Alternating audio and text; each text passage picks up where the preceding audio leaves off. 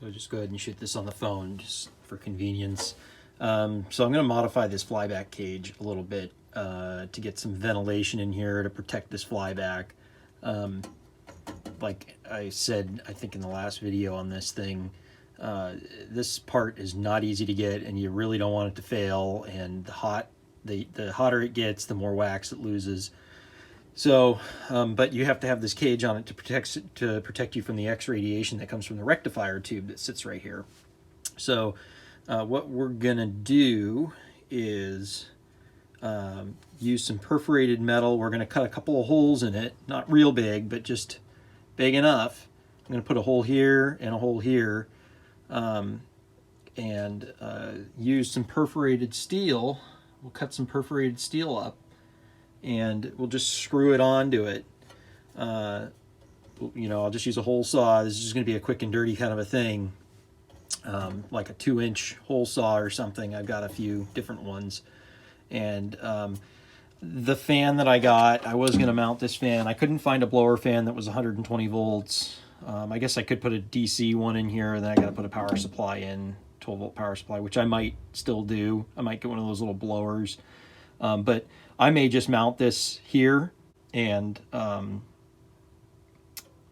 just let it blow some air into the holes. I might just suspend this in this area right here and just let it move. It doesn't take a whole lot. There's not a ton of heat load here. We just want it to, we do want it to get some air. So let me find a hole saw and we'll see how this is going to work. Okay, so here's what I ended up having to do.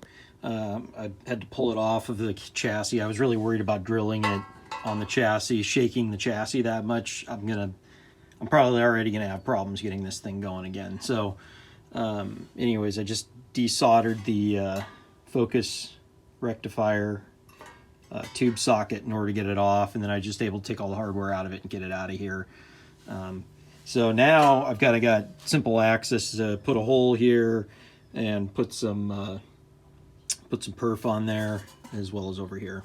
Now I'm feeling pretty cheesy today. We just used some self-tappers, but this is what we ended up with. I just put 2 holes in it, one kind of down here on the bottom, one up here on the top. This is a 45% perf, which means 45% of the surface area is open. I didn't want to go any more than that just because I still want it to shield mostly. And this should be fine. With forced air, this will be okay. It's not enough to cool it on its own. It would have to be completely open. I'd have to make a new cover for it, and I just didn't really want to do that. But I just cut little squares out. This is, I think, a 32nd thick sheet, as I recall. I just ordered it from McMaster-Carr, and you can cut it with the tin snips, which is really nice. It just, you know, it doesn't, no mess, no fuss. And just punched a couple of holes in it. I forget what size this hole saw is. 1.5 inches, 1 3/4, something like that. Anyways, so I'm gonna go ahead and put it back together now. Okay, so here's what we got. We got it back together. Got the lower end on this side and the upper end over here, kind of by the horizontal output tube. This is actually working out really nice. So I got a little axial fan here. This is just a you know, Amazon special. It is 120 volt. It's all metal. It's kind of nice.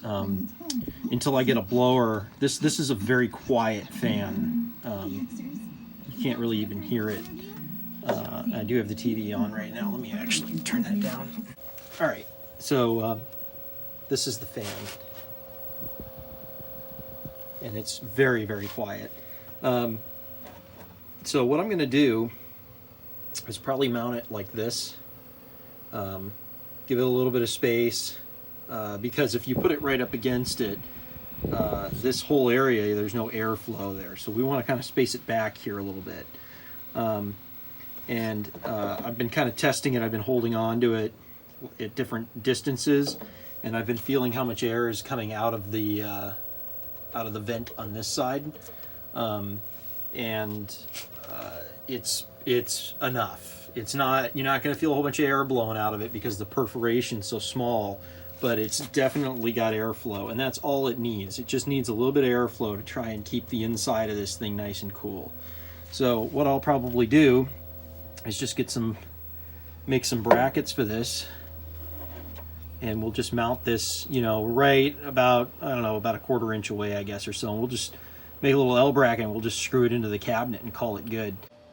All right, it's not the most pretty thing in the world, but hey, you know, I did it with all the stuff laying around the garage. So I just took a piece of strap material that I've got laying around and put a couple of screws into the plywood, used the mounting screws that it came with, and just added a couple of washers. There's a rubber spacer in there.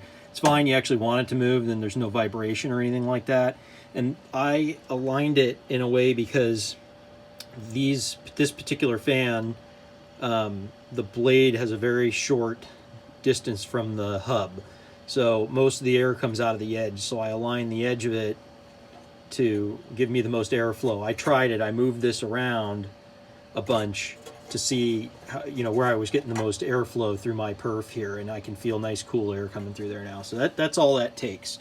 And you know, like I said, some people take this whole thing and turn it into one big giant sheet of perf. But I just decided I was going to do this one this way. I've never done one of these before, but I've seen images of other ones that they put the whole thing on there in perf.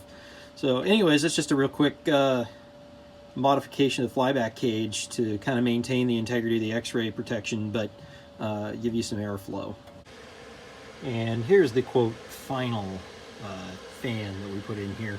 I tried a couple different blower types. I had one that was AC. It was a little bit bigger, moved more air, but it was causing noise in the picture. So I went to this little 12-volt DC guy and just threw a wall wart on it, just one that I had in my stash, and just adapted the bracket to it here. And I've just got it aimed right in there, and I got a little bit of air movement coming out here, much more than I had with the little axial fan. So that's just a little extra modification there with a blower type fan, or centrifugal fan actually is what these are called. The other ones are axials with the blades. These are centrifugal fans if you want to get technical. Hills has 2. We go to round 2. Oh yes. Score 3 to stay in the game. Jean Rayburn. Hey, she has a choice here. Elaine